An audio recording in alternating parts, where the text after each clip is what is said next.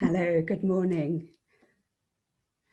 So Nitish has beautifully described to us these broader economic, socio-political and environmental transformations that we face globally. And this roadmap series, of course, focuses on the impact on poultry production systems in particular, with a set of questions about the implications for health threats as well as nutrition security.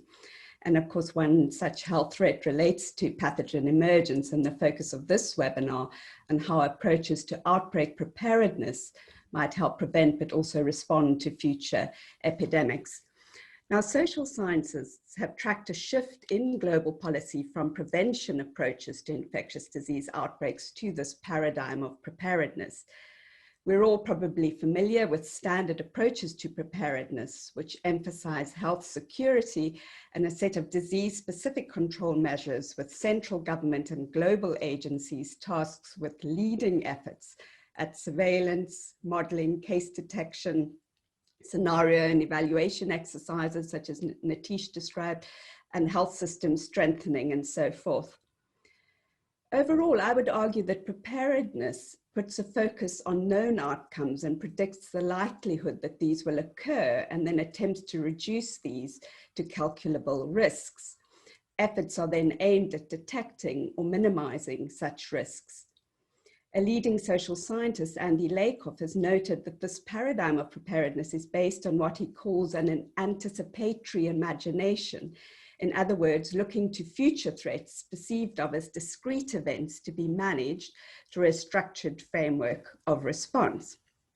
In 2016, the Commission on a Global Health Risk Framework for the Future argued for greater investment for preparedness plans and R&D innovation in diagnostics, vaccines, and therapeutics, stating that, I quote, "There are very few risks facing humankind that threaten loss of life on the scale of pandemics." And as we're all acutely aware, in 2019, COVID-19 emerged and has profoundly altered our realities over the past 10 months. So I'm going to suggest this morning that the reflection prompted by COVID-19 now offers us an opportunity to rethink previous approaches to epidemic preparedness. On the one hand, there could be calls for even greater investment, for more of the same. And indeed, I want to be clear that I would say that much of the standard institutional architectures and approaches of preparedness are valuable and important. However, I'm going to argue that the experience of COVID-19 has also underscored some significant limitations to preparedness and response as we've known it. And finally, I'll offer some pointers towards how things might possibly be done differently in future. At the Institute of Development Studies, myself and colleagues have been arguing for some years now for the importance of acknowledging a range of uncertainties in responding to different global threats, including disease outbreaks. And we've argued that the standard approaches to epidemic preparedness don't take account sufficiently for multiple uncertainties, and that this has significant implications. So what are these uncertainties to consider? So firstly, we're all aware of uncertainties in the science, which then become evident at the science policy interface when questions about how to communicate uncertainties and knowledge and evidence become of great importance in the heat of decision-making.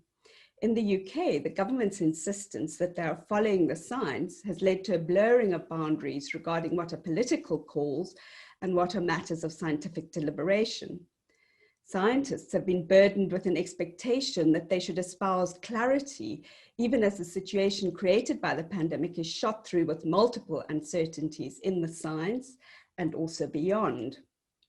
Unsurprisingly, we've seen contestation between scientists. Some light has come, but new uncertainties have also emerged.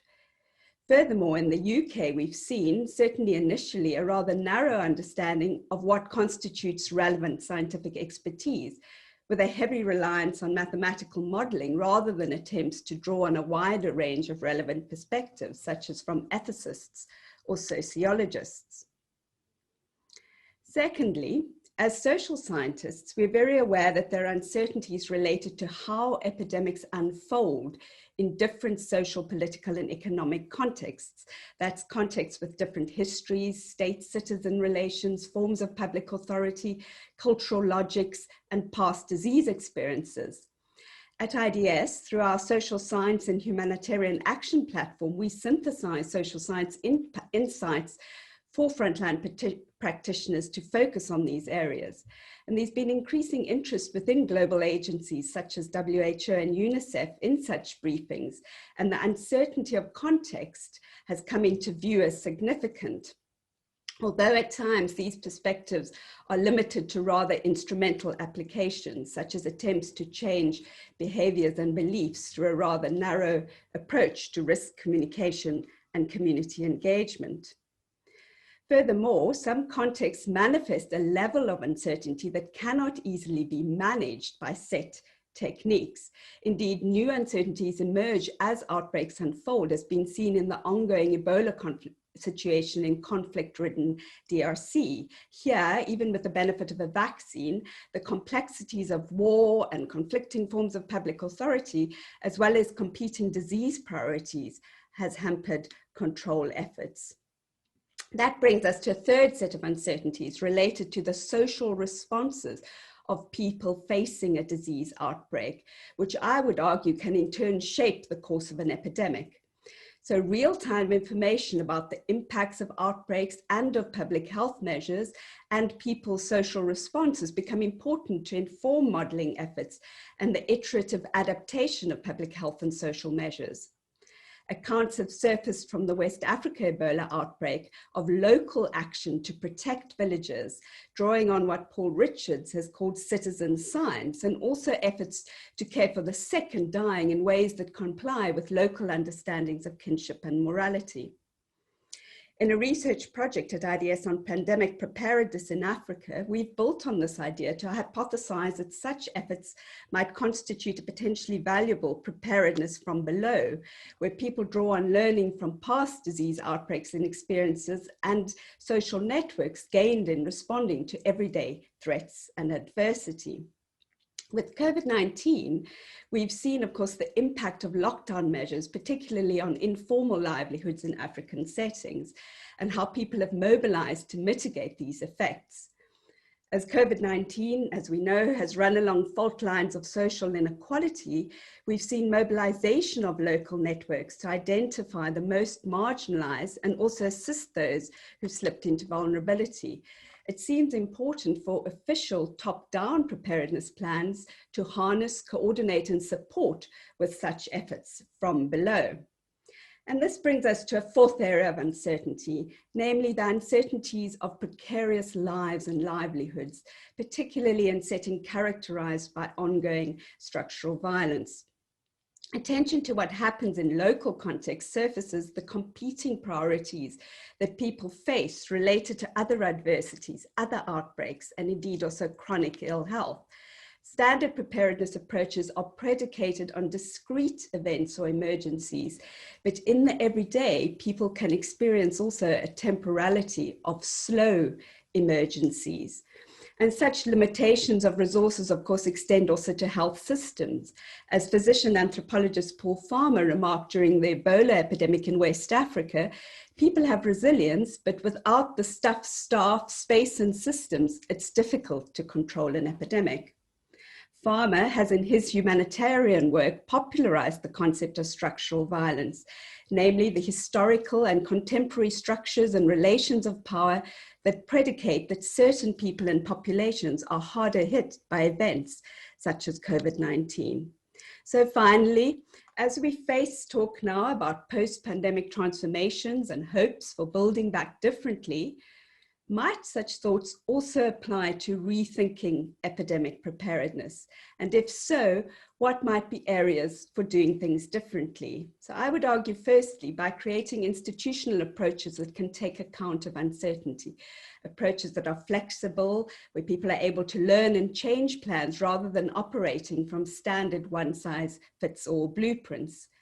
With COVID-19, the secondary impacts of public health measures have also underscored the need for a wider intersectoral approach to preparedness and response that considers economic and social protection measures as well as health.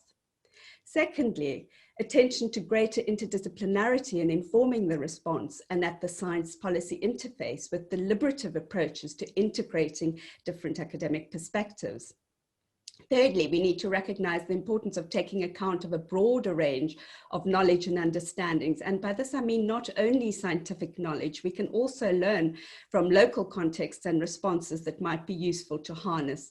And there could be greater financial support for such localization and for efforts from below. And finally, we need an approach that seriously considers ethics. The militarization of the COVID response and the abuses of authority have been deeply concerning, and this raises questions about proportionality of responses and their enforcement, and the need to promote a preparedness and response rooted also in principles of human rights and social justice. Thank you.